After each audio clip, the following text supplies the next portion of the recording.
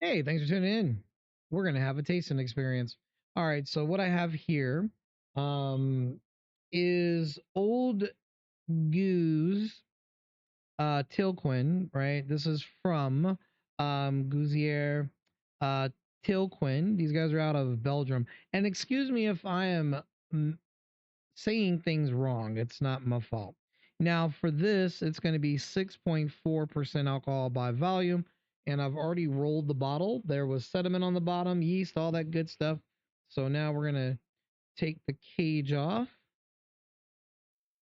All right, set that down. This is where it gets interesting.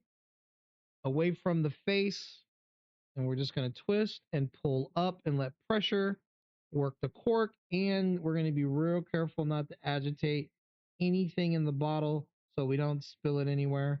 And there we go. There we go. We don't really want anything overactive. And then what we're going to do is now we're going to have to hang our cork. I'm going to put it on the bottle. I'm going to do one right here on the neck and one full twist without trying to break it. One full twist, and now it holds the cork. All right. Can already smell the Belgium yeast off of it.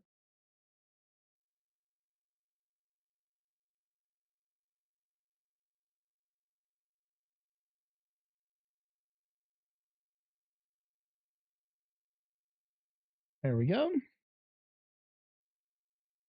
Get you guys a nice little picture of that. Bam. Let's go ahead and dive right on in. Yeah, a lot of Belgium yeast right there. That's clove. Ooh, that's got that pickle fragrance or sorbic acid. I did say moving forward, if it's sour like a pickle, I'll let you guys know. That is pickled. It's got an interesting floral notes. I'm getting for this. It's interesting. I'm getting pine. That's just me. If we had to pick our fruits, I'm going to go with a little grapefruit, a lot of lemon,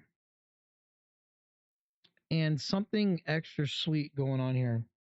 I'm also throwing a little raisin on this. I know it's sounds odd, but that's what I'm getting. But Belgium yeast all day. It's a very interesting fragrance Belgium yeast puts out. So when you know it's very distinct and it's anybody's guess what those fragrances are, and everyone's is different. So when you say, oh, it smells like Belgium yeast, and you're someone who drinks beer and you drink Belgium beers, you'll know what I'm talking about.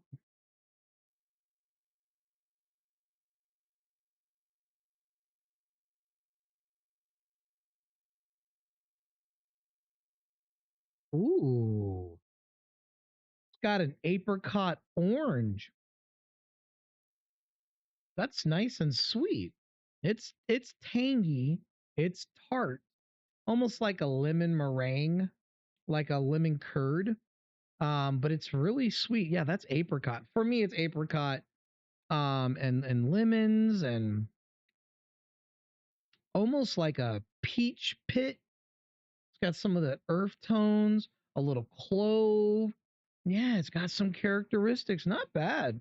Um, I'm starting to learn more about this brewery. Um, and I recently tried something else they had, and I was really impressed with it. This is a really nice rustic beer. It feels traditional. There's not a lot going on as far as like new age beers come across, and this has that old world feel where it's simple ingredients. You taste the quality. Things are complex, but it's not hard to decipher where you're at. So every experience is going to be different per person. So I'm just kind of getting you in the right direction with this. But this beer is really, really nice, very pleasant. Its drinkability is good. It's crushable. I wouldn't do that though. The ABV is just right. This is the type of beer to have ice cold. This isn't necessarily necessary for like camaraderie, get-togethers. This could definitely just be a beer to have in your rotation for your daily six. You know, you get off work, you want a nice cold beer. This is a really good beer to have. If you're looking at it for dinner, I would only pair it with red meats. I don't think this would pair well with chicken or fish. Just in my opinion, the way it tastes, I think it would just work well with things that are marbled with more fat, and you're only going to get that in red meat with the more fat content. I think it'll cut right through that, and it'll work very well with it. Um, could you use this for anything else? Nah, it's just a good way to pair it with food, especially with your red meats, or just to have straight up as a nice beer to have. Other than that, I'm really enjoying this brewery. I'm glad I was able to hang on to this for a couple of years, and I'm glad that it's aged out very well. So I can only imagine how delicious it really would have been if I had got it fresh and drunk it right away. But for me, I like to cellar a lot of things and hang on to it because in order to for me to really know good quality, if it sits for a while and it's still impressive without me doing any research, then I know for a fact it's good quality, right? Because quality stands the test of time, whether that's clothing, vehicles, electronics, good quality outlasts time. It really does. And until next time, guys, thanks for hanging out. Cheers.